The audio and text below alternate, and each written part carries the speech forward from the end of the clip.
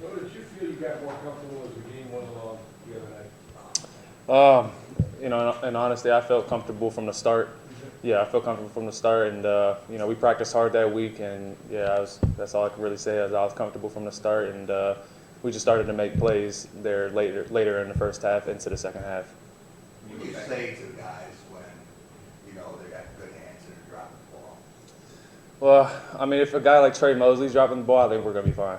He's still Mr. Reliable, as everybody says, and it just happens as a receiver, it happens as a quarterback. Everyone, I'm going to miss throws, and guys are going to drop passes, and that's just football, and we just can't get too overwhelmed with, okay, why am I dropping passes? Why am I missing throws? We just can't get into that business, and that we just need to focus on what's next, and what's next was make the next play happen. So. Do you tell them that when they come back to the huddle?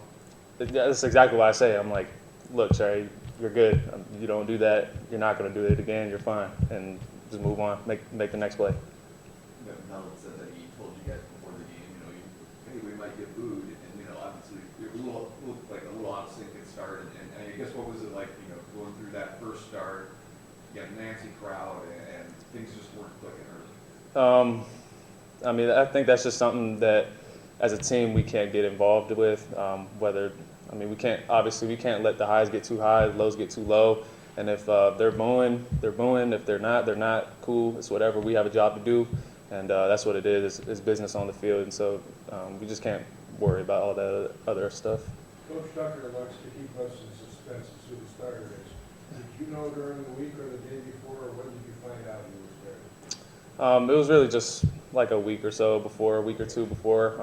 I don't know the exact date, but they told me. But I don't think that really changes anything. Or my approach, I think, or even the other quarterback's approach, I think all of us have the same approach and still competing every day. And, you still got to earn your spot every day. So.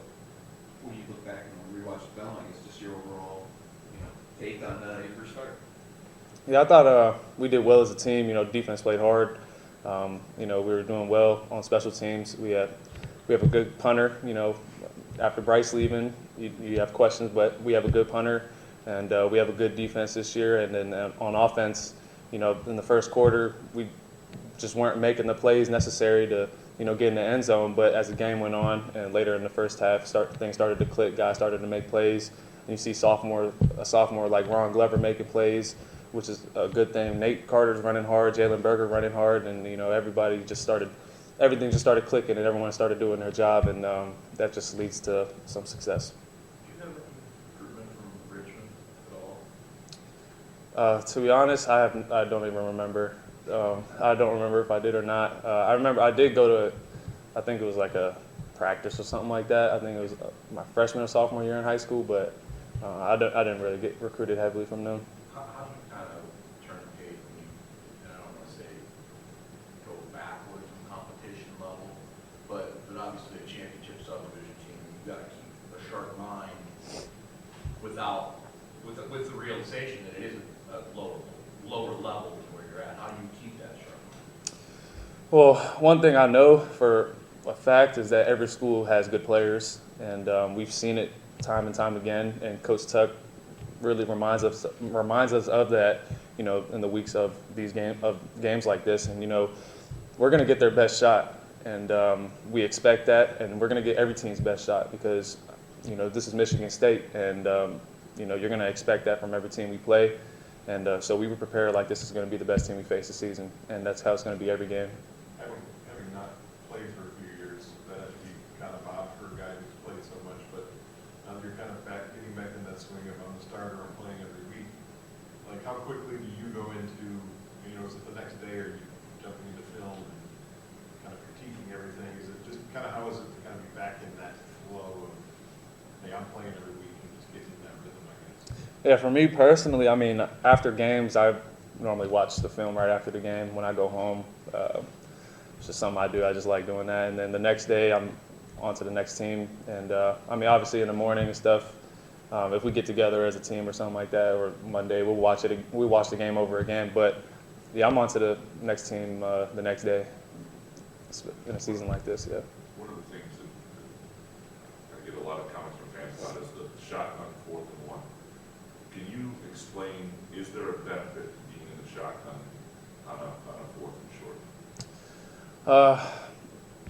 I wouldn't say there's a benefit. I wouldn't say that it's a bad thing. I think it's just the design of the play call. We don't have to QB sneak it every time, or we don't have, we just have different plays for different situations like that. And just for that particular play or plays, we were just designed to be in the gun on that. And so, yes, not. You don't see a disadvantage? No, I don't see a disadvantage. Can you check out of that? Do you have the option if you see something in the front, we go up under center and take it? I think we do, but at the end of the day, it's 4th and 1, so we got to get the yard. And we tell our O-line, we tell our running backs, this is a yard, and it's really it's about pride. And so, put your head down and let's get the yard. What makes a good quarterback sneaker? You see some guys who are good runners, but they're not good at that. Other guys who can't run at all, but they can always get a yard. Honestly, I think it's all on the O-line. My job is just to follow the O-line. And so, I think it's just as simple as that. I think it's just the O-line's job to push, and I'm just supposed to follow. And I can push a little bit, but, those guys are big, so. Coach Tucker said about you that you get everybody out, in and out of the plays properly. Where do you feel comfortable at, or what level do you feel comfortable at checking into something else at this point after the start? Yeah, that's our job. We do it in practice from day one. Like when freshman Sam Levitt got here, that's his job. He's supposed to do that. And so that's all of us are supposed to do that. And so from day one, we practice that, and we're supposed to get our team in the right situation. And Coach Johnson gives us the ability to do that with the scheme and everything. If we see something we don't like, we could check it. We could let the play run. It doesn't matter. But that's just the beauty of our offense. How many plays do you have when you go up there? How many plays can you check to or move out of, or move into, I should say?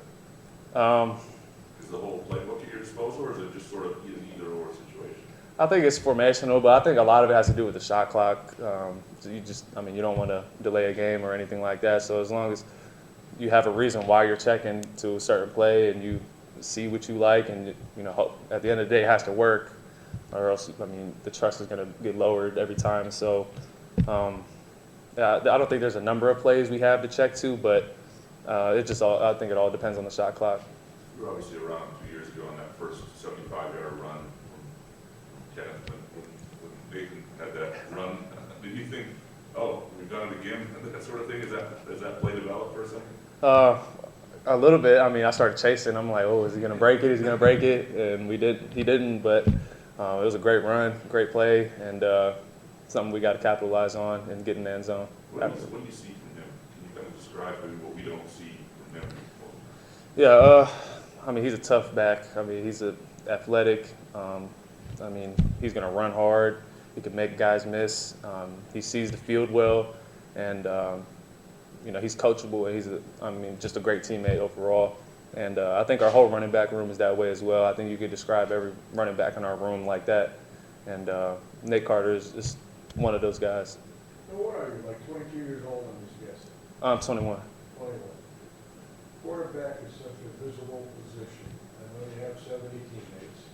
But what's it like to play in front of 75,000 people, and they all want you to make their night, a couple 100,000 alums? How do you separate that kind of pressure just because you're a quarterback? Part of the thrill of doing it. I think it's part of the thrill. It's just something that you sign up for as a young kid. You go to games like this as a kid, and you're like, wow, I want to do that one day. And so when you get to the opportunity and you get to run out there in front of the fans like this, it's a surreal moment. It's a great feeling, but at the end of the day, it's something that you expect of yourself as a quarterback. Every quarterback that comes here, every quarterback or at any school has the expectation of being on the field and playing in that environment. And so I think that's one way to, not get those nerves and not fall into the pressure and everything like that. Just the expectation of yourself that this is where I should be. Sort of going off that note, what was the weekend like in terms of the reaction you got from people in your circle and everything that were able to see you back on that stage, see you on TV, all of that? I imagine it's probably different after that game than every game last couple of years, right? Just sort of what you were hearing and seeing and everything. Yeah, it was great. I'm not on social media too much right now. I don't think anybody on the team should be, but it was great to, I get family and stuff like that back from home because I'm from Virginia, and so I have I have an amazing support behind me in Virginia, and so just getting messages from them and a couple phone calls from coaches from high school and stuff like that. Yeah, it was good to hear from them, and I'm glad that they were watching. I thank them for watching. What have you seen from Richmond on the field as far as their defense? They play hard. They have some good returning guys, in the secondary and in that linebacker, and they're a team that's well coached, and something that I'm expecting them to come and play hard. You know any of those guys at all? I do not know. No. What's it about the younger receivers like Glover and Henry that gives you the confidence to throw a deep ball to them and know that they're going to be able to come down? It's great for us because it shows that, if Trey needs to rest, he could go rest. And he doesn't have to worry about playing when he's tired and jogging around out there. We have depth at receiver, and the fact that they're younger, I think it's just a great deal for them because they're setting themselves up for success, and instills confidence in me within the whole receiver room. When Glover made that adjustment on the deep ball up the sideline, did you think maybe you missed them when he caught it going 3 line? No, I didn't think I didn't think I missed him, and I didn't think he was going to drop it. I thought it was just a good ball and something that he was going to catch because he's made plays like that in practice time and time again. How's that catch compared to Henry's one-hand grab and the one on the sideline? Yeah, both took some serious concentration. I'll say that. Those aren't easy catches at all. Those are some tough catches, and both those guys deserve all the applause and stuff like that. But I think it's time to move on from that and focus on Richmond. Hopefully, we can make some big plays like that against Richmond. How much do you focus on getting different receivers the ball and keeping them correct as well? How do you feel you did with that? I thought I did. I thought I did what I could. I played the play, and that's what we're coached to do. And the fact that guys like Evan Morris had a catch, Tyrell, Ron, Montori, Christian Fitzpatrick. A lot of guys had a lot of touches and stuff like that, and so it definitely stresses the defense a lot more when you see different guys making plays. And so that's something that we hope to continue to do because all of our guys can make plays. How much does this happen with two backs? Both of the backs had catches, pretty good catches. As a young quarterback, relative to the starting job, how much does that kind of make your transition a little smoother? It definitely helps. You see if a defense is going to drop everybody and you want to check it down to running back, Jalen Berger and Nathan Carter, those guys are going to come down with the catch and get you some extra tough yards. You see guys in the league check it down all the time, and running backs are going to make plays. That's what they're meant to do. Get the ball in their hands, they're going to make a play. And so I have that trust with all of our running backs, and hopefully, if I get the chance to do that again, they can make some big plays for us. When you leave the website, Pro Football Focus has, I think, ranked number 2 or 3 in the country with big time throws, which is defined as like tight window throws and such. How much are you comfortable with risk? I don't think I look at it as high risk, low risk. I think I'm confident just with our guys to make the play. Hopefully I'm going with the right place at the right time with the ball, and that's my job, and everybody else's job is to come down with the catch. So I don't think I look too far into the high risk or high reward, whatever kind of thing is. And also, I guess you guys had about a 9-minute time of possession deficit. How much are you conscious of that? How much do you think Jay is? Is he talking to you about that? And just, I know you guys talk a lot about complementary football, but is that something that kind of factors into how you run certain series? I guess when you guys fall behind in time of possession. Yeah, I think it does at times. It's good to hold on to the ball. Take some clock off. But I think also, as long as we're getting in the end zone, I think the time of possession doesn't matter too much. That's our job. We got to score, and if we're scoring fast, okay. And if we're not, you know, as long as we're still getting in the end zone, it's okay. So, yeah.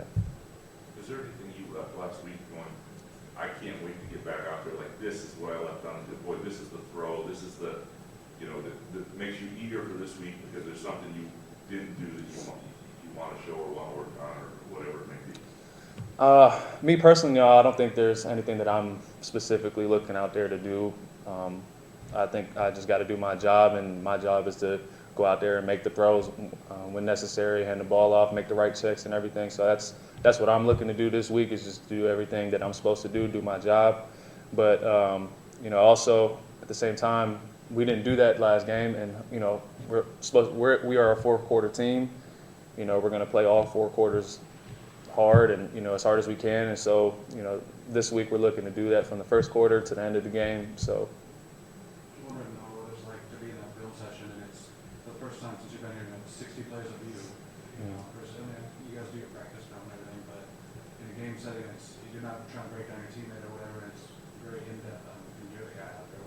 What was that like for your first time?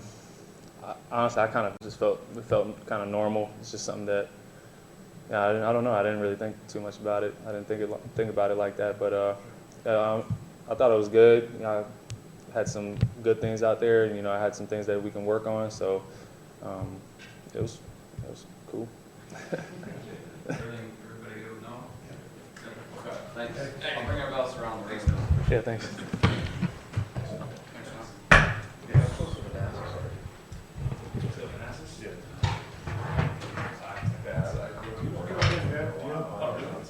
Dylan Tatum, Christian Fitzpatrick, and John